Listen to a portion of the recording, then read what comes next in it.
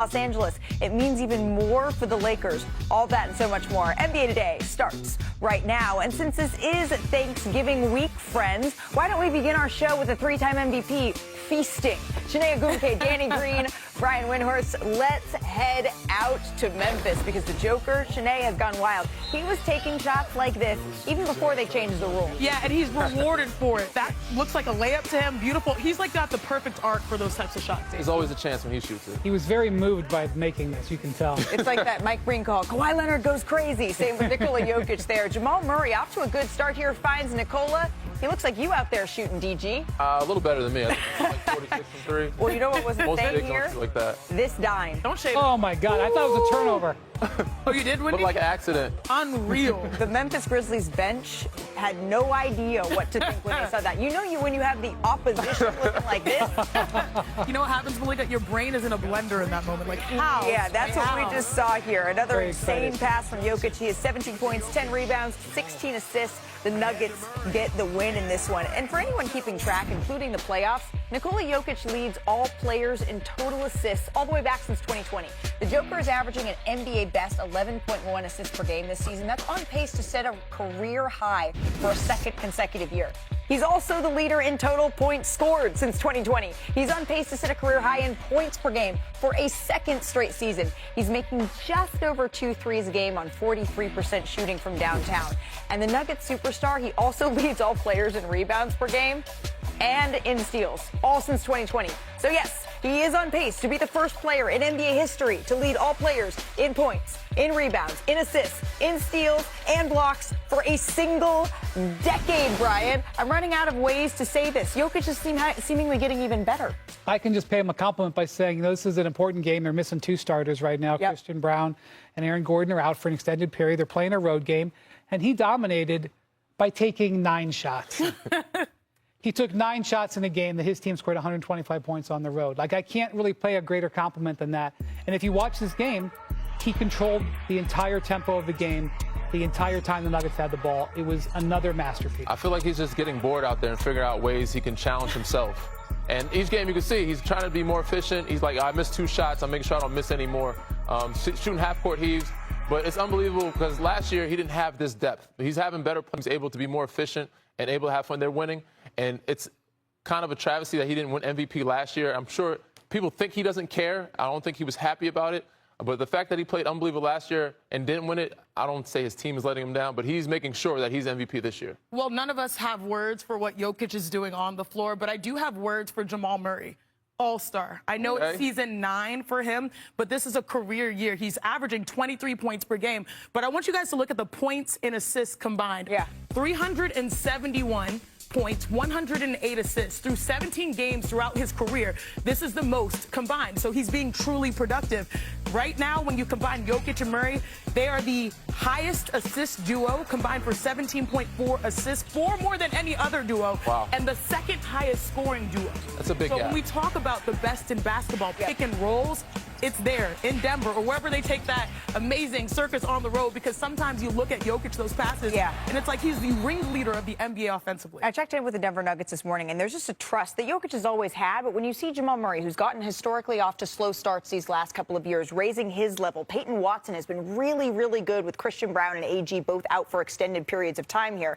You said he's making sure that he's going to be the MVP. The odds still have SGA and him kind of battling it out 1 and 2. I think that's going to be the story all season long here, Brian, but there's not enough good things to say about Denver. I mean, the Thunder are on pace for 77 wins. It's gone from 73 to 77. I mean, SGA is like scoring 30 in 3 quarters every night. So it's very difficult to have this conversation right now. It would be great for the league with so many stars who are banged up if these 2 guys are able to stay healthy and have this battle down the stretch of the season. Do you see a world where you can get a co-MVP situation? No, because there's too many voters. I don't think you could ever line up. Co-MVP. We're too early for that. There's still too much season to be played. How about we show you another monster performance from one big man to another here? Because we had the Battle of the Boroughs in Brooklyn last night. Well, since this is the New York Battle, why don't we call him the Big Bodega, right? He held it down here for the New York Knicks, Danny. Battle in the apple. Tacking inside, getting that one to go here.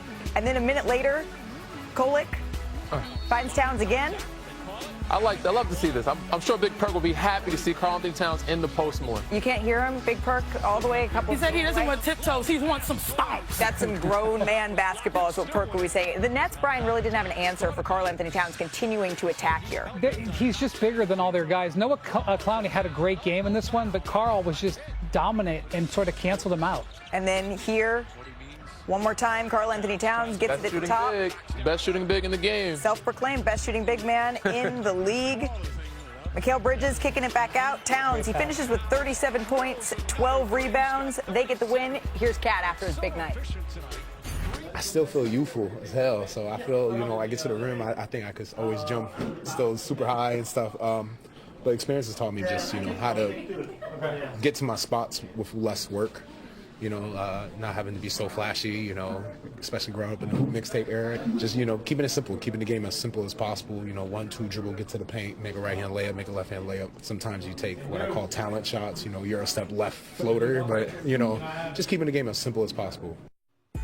So we mentioned he had 37. That's his second most points in a game this season. He also had 12 rebounds to lead the Knicks here. It was Towns' 8th game with 35 and 10 for the Knicks. That breaks a tie with Bernard King for the 8th most of those games in team history. But Janae, what specifically did you see from him last night that allowed him to be so dominant? You know what I saw? I saw a game plan get destroyed. Because if you dive into this matchup, the Brooklyn Nets, they actually blitz the most in the NBA. 18.3% of the time, that's blitz, that's traps, that's sending 2 at the ball handler, which typically is Jalen Brunson. But when you have a guy that is the self-proclaimed best shooting big man, Cat, he will make you pay. So let's dive into the tape. I love this right here. Here's the pick and roll. They combine for 51 points per game. 2 people are with Brunson, leaves Cat wide open. But this is the key here. He does not settle. If you close out like this and you're seeing 6'6" versus 7-footer, he will attack the basket. He doesn't settle for these tough mid-range shots. Instead, each time he tries to get at least 2 feet in the paint. Now we got options again. In transition, you see this pick and roll right here. It's typically going to bring 2 once again to these guys, to Jalen Brunson. But he has vision. He knows this guy has his back. Nice little behind-the-back dime. Now the closeout is not there. Look how much space he has. He is typically a 39% three-point shooter. This year, career low 34. It doesn't matter. You got to guard him regardless. So, yeah, game plans, don't trap those 2. Well, don't trap Jalen. Brunson left Big Bodega to do what? Eat. That was it's a trap for them, yes. Coming up here on NBA Today. Hey, Detroit basketball. Detroit basketball. Got her voice back. Sound a little different. She does have her voice back.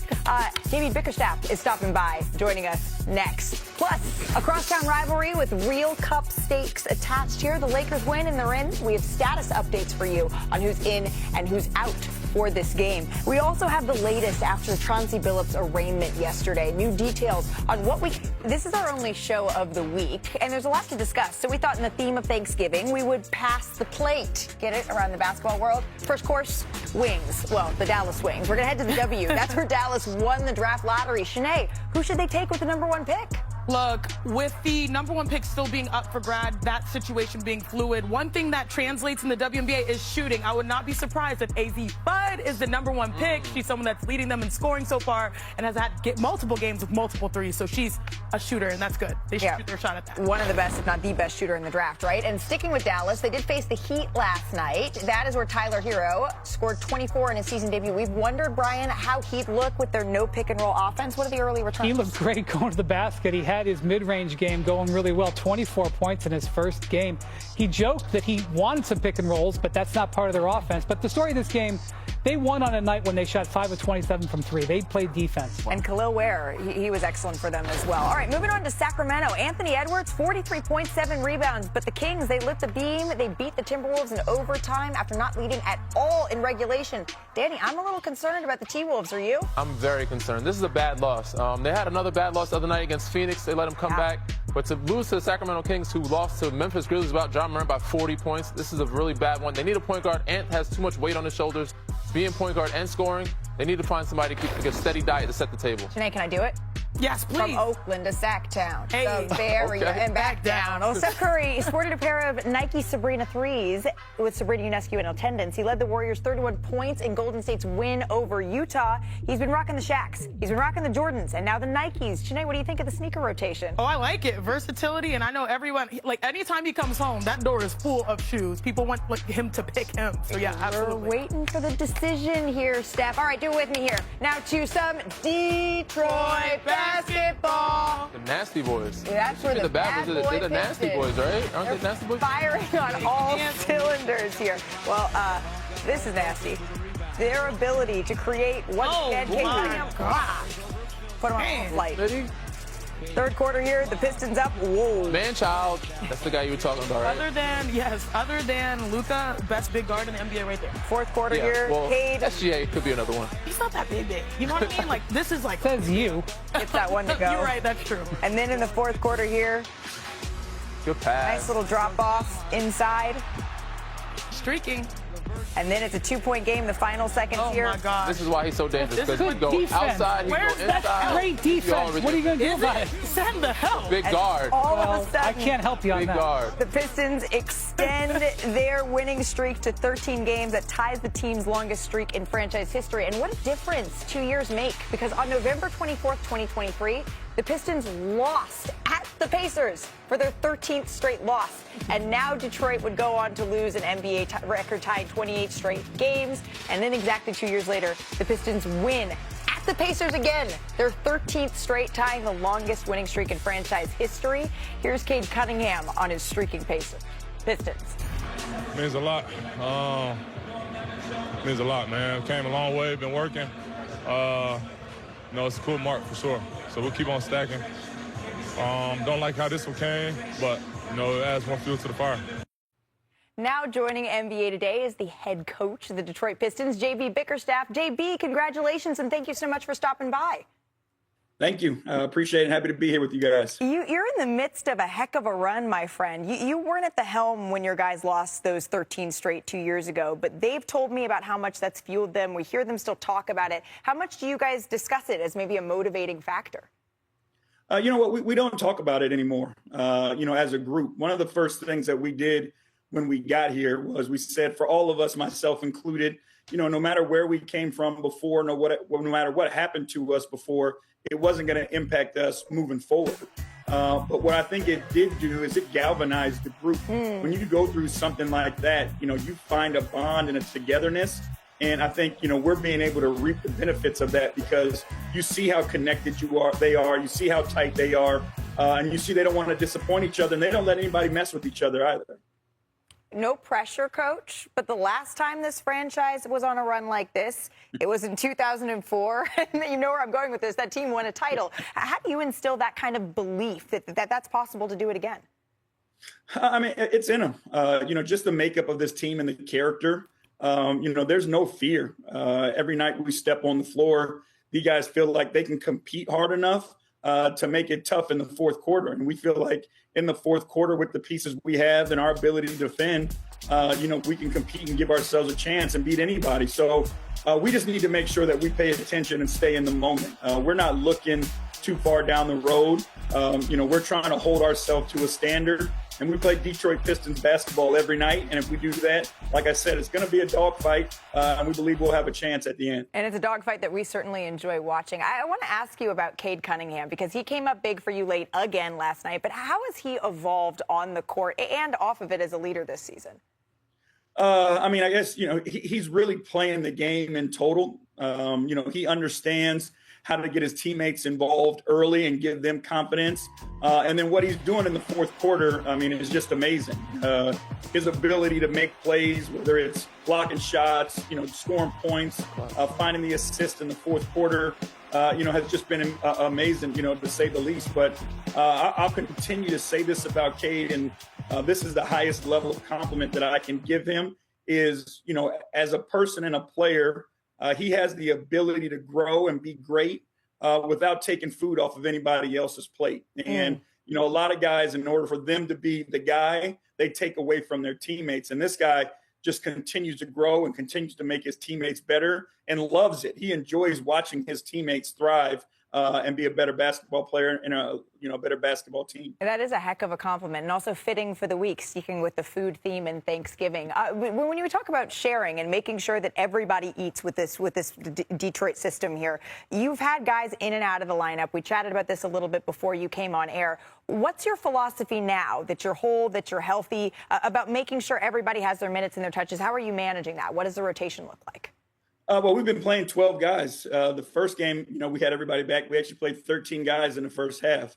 And I just feel like it's the right thing to do. Our guys have proven that they can help us win, even no matter we're shorthanded or not.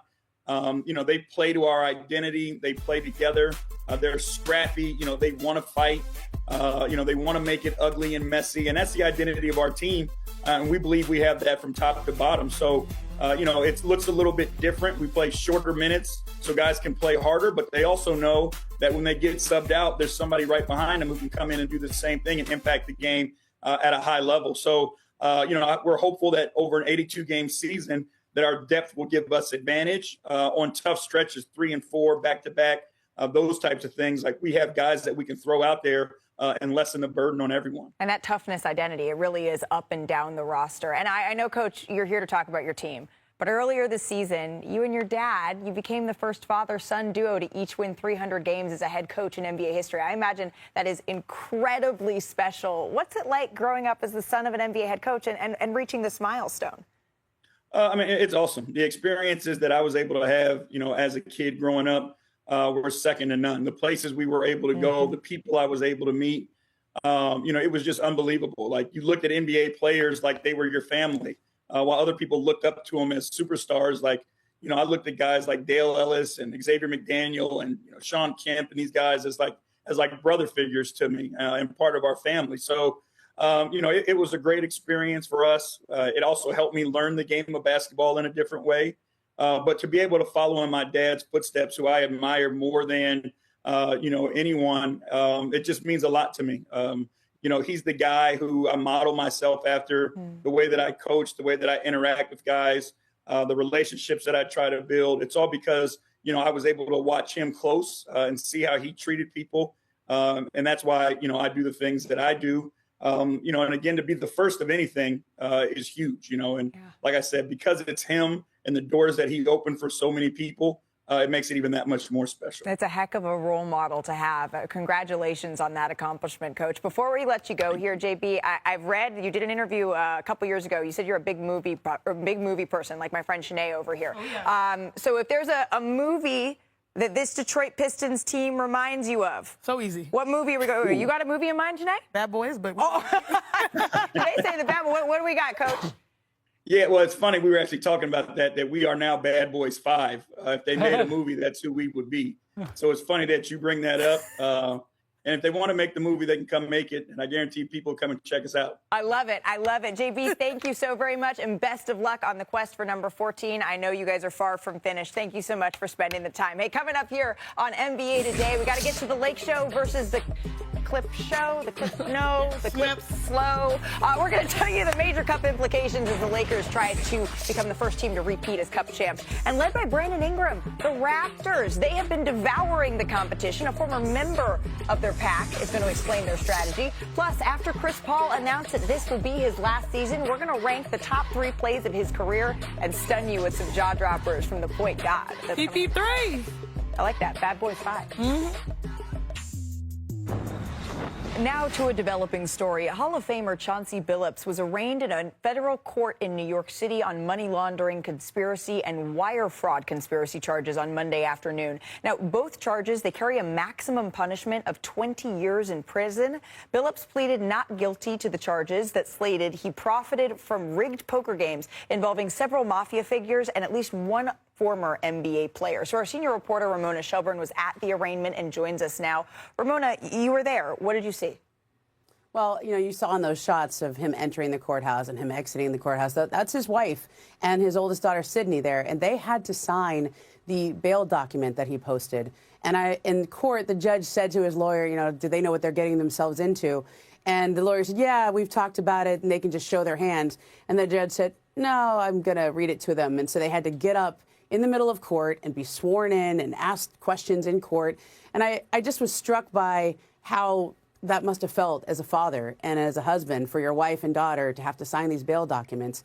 You know, there's a lot of personal stuff that is in this. You know, I worked with Chauncey. I knew him as a colleague at ESPN, and we saw each other in the hallway, and he said, "Hi, Ramona." I mean, it was you're right there. And Damon Jones, a guy he lived with in COVID, and man, he's known for years, walked right past him in open court, and they didn't even look at each other because Damon Jones was sitting in the back row. I mean, it was a poignant scene, even though we're in the beginning of a very long process. It certainly sounds like it. You say that this is going to be a long process, something that we could see drawn out here. So what exactly happens now, Ramona?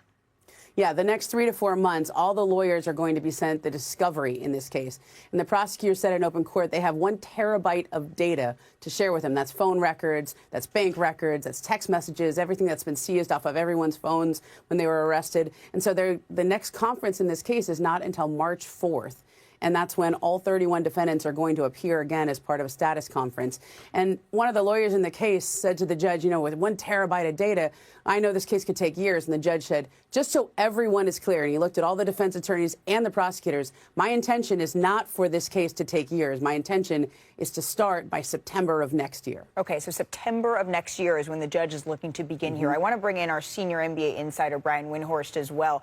Brian, you are one who has talked about how long this process could be. What are you focused in on over the next several weeks and months that you think NBA fans should? I got to tell you, Malika, yesterday, as we were seeing these images and I was talking to people in the league, it was really sobering, especially when also it came out that Chauncey had a $5 million bail, which is obviously in a federal case, that high of a bail really indicates how serious of a situation this is. There are reasons why you'd have a high bail, some things that you can do with that, but it's extremely a large amount of money, and that just illustrates how serious these charges are. And one of the things that I have gotten is, you know, so many people have so many questions in the league about this, and Ramona has done significant reporting on this, is the severity of this is being come home to so many people in the league who consider Chauncey a friend, and frankly, even Damon Jones, who has more of a complicated past and has his history of falling in and out with star players. He is also very popular amongst many people in the league. And so to see them in this situation, even though we don't know how it's going to conclude, has been very hard for a lot of people in the league. And I think that's important, Brian, to point out that $5 million bail is incredibly high for a case like this. Ramona, thank you so much for your reporting. We know you have to get on a plane. We appreciate you making some time here on NBA Today. You got it. Okay, on the floor last night, Danny, your former squad, looking for 8 straight to 6. Yeah. They hosted the Cavaliers, although the Cavs were a little bit shorthanded, to be fair to Wendy's Cavs corner over here. Brandon Ingram, though, Raptors up early, drives all the way, slam-a-jamma. Take flight. Raptors up 10. Less than 2 minutes left in the third. Raptors up here. Ingram again here, Brian. I mean, he is having a great start to the season, and the Cavs were lethargic on defense, and the Raptors made him pay. I will say, all right, under 5 minutes left in the game. Raptors up here. Donovan Mitchell did play, though, here for the Cavaliers. Drains a 3 here. That's one player that loves a chip on his shoulder. He likes to bring him home. With the next Cavs possession, because things are getting interesting here. Couldn't get that to go. And so here comes 99. Brandon Ingram, dagger. The Raptors go on to win 110-99. Ingram, 37 points, 7 rebounds, 2 assists. And the Raptors, they've looked scary since Halloween. They've won 12 of 13 games. They boast the best defense and the best net efficiency in the Eastern Conference over that span. And they're also taking care of the basketball. 3rd best assist to turnover ratio in the NBA. So here's Brandon Ingram on the streak. I don't think one person in the locker room has talked about the streak. And I don't think Darko will let that creep into our locker room. We take it by the day. We know every day is an opportunity to get better. And we just worry about the next opponent. So, of course, it's a good feeling, but we know we got work to continue to do so we can reach our goal.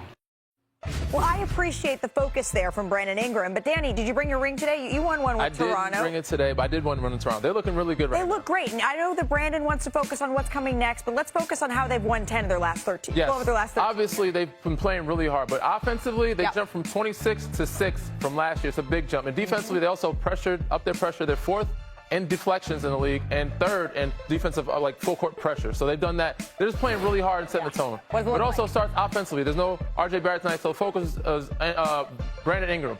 Fake pin down on the weak side. He comes off the counter. It's come off the pin down on the strong side. Because he's so tall, Lonzo Ball, he's my height, 6'6", but he's too small. Brandon Ingram, 6'9", 7'3" wingspan, gets to my spot. I don't see you. So again, he gets a switch right here, quick, sets a screen, gets his man on the island. This is Naquan Tomlin. He's 6'8", and he's too small. He sees him in ISO, too slow-footed. I'm gonna get to my spot, get to that baseline, drive right, where I like where the baseline is, weather is warm over there. Naquan Tomlin, you're too small. I don't see you. Fade away. Brandon Ingram, he's a mid-range master. He's obviously extended his range to 3 this year, which has made him more dynamic. But when he gets to his spots and gets his bumps, those little guys, they can't guard him. He's just too dynamic. What you're saying is there's only a matter of time before we're going to see VI hitting the guys. They're too small. Even 6'8" guys, they're too small. All right, well, let's go now for a little 3-course meal. What do you say he's eating? Let's do it, too, because we have some of the best plays from last night. The big 3 here, starting with Amen Thompson. Love this because there was a little bit of a reunion yesterday for a number of players. Let's go! Yeah. Double pump. Love how he just trusting his game and being effective. We had a couple finishes like that last night. Yeah, I mean, like, that's almost every night, though. Yeah. Something's coming in at number 2. How about Ochai Agbaji here? Okay, young fella. You're making the show. Getting the ball at half court. Oh! Off the wrong foot? I did not see him finishing that way. Right? Neither did Tyrese Proctor. Dunked that by accident? Man. Not at all. Threw that down with authority. And then, of course, it was so good we had to see it twice, right? The last seconds of the third quarter, Nikola Jokic coming in at number 1. Oh, it's the half court. I was like, I thought, honestly, that pass could have been it. That pass could have been it, too. But this shot, he's being defended out there. it's the by reaction, Wendy. Like, he just walked off. He like, expects himself to make these shots. But Tanay, since you said you wanted to see the pass, I guess we could see the pass. Thank you. Ooh, 2 plays in 1. You guys work fast. I love you guys here. No look dime there to Crazy. Peyton Watson. The spin. Got the opposite Really bench going crazy. Cheat code is like understatement. How is he doing that? Don't know, girl. All right, hey, coming up here on NBA. Lakers with a healthy LeBron. Yeah, honestly, I think we have a great team. We have what we need to compete for the championship. Luka. You're kind of looking for is setting a tone from day one that we're here for, one thing and one thing only. What a play! Showtime! Reek splits the defense. The floater in the paint. It's good at the buzzer! Well, I came here to win a championship. So I've done that. But I want to do it again. Well, I don't know about a championship, but the Lakers, they can clinch the West Group B with a win tonight and work towards another title in Cup play. As we say hello to our senior writer, Dave McMenamin. Dave, let's talk about who's in and who's out for this game tonight against the Los Angeles Clippers. We know that DeAndre Ayton has been dealing with that knee issue. What more can you tell us? Yeah, Malika, we're still waiting on a timeline to get more clarity when it comes to Ayton's knee issue. He left the game on Sunday in Utah with that knee issue at halftime, didn't return, is not going to play tonight. We don't know if he'll be available Friday against the Dallas Mavericks. And in the meantime, we're going to see Jackson Hayes most likely in the starting lineup. He was a recipient of 35 starts a season ago, so he has some experience there. And when we spoke to him this morning, Ivica Zubac was on his mind. Big Zoo has had 18 rebounds or more in 2 out of the last 3 games for the Clippers and is averaging about 4 offensive rebounds a game. Jackson said it's going to be his job to get him off the glass, come and play with energy, and recognize that while Ayton has been very good for the Lakers this year, he has a different skill set than Ayton does. He's a lob threat, and we know how much Luka Doncic loves throwing those lobs. Yeah, we've seen a little bit of that connection here early in the Los Angeles Lakers season. Dave, thank you so very much. Enjoy tonight's game. We mentioned that the Lakers, they can clinch their group with a win tonight. Here's a look at some of the other clinching scenarios for the teams in action here. The Clippers, they would clinch Group B with a win at the Lakers tonight and a Grizzlies loss as well to the Pelicans tomorrow. Philly would be eliminated with a loss to the Magic or a Hawks win at the Wizards tonight. And the Wizards, they would be eliminated with a loss. So a lot riding on these 2 days of Cup play here. But we had a big announcement this weekend. Little guy. The defensive player of the year, too. And one. Young Dwight. And then at number 2, how about this circus shot against the Spurs in the 2008 playoffs here, Brian? Man, this... Yeah, that whole series was crazy. He dropped Tony Parker, and then he dropped Tim Duncan. At number 1, it's against the Spurs again. What you got against the Spurs? This one, a game winner. They put me on this. Come on, DG. He went for the steal. That was the problem. He went for the steal. Second left. This is Danny, game come on now. 7 in the first round in 2015. I'm calling offensive foul. Push Who off. won the series, though? They won the series, and that was the game-winning shot for the series. Oh. We're sorry. We had to make you cover your eyes there. Hey, our third annual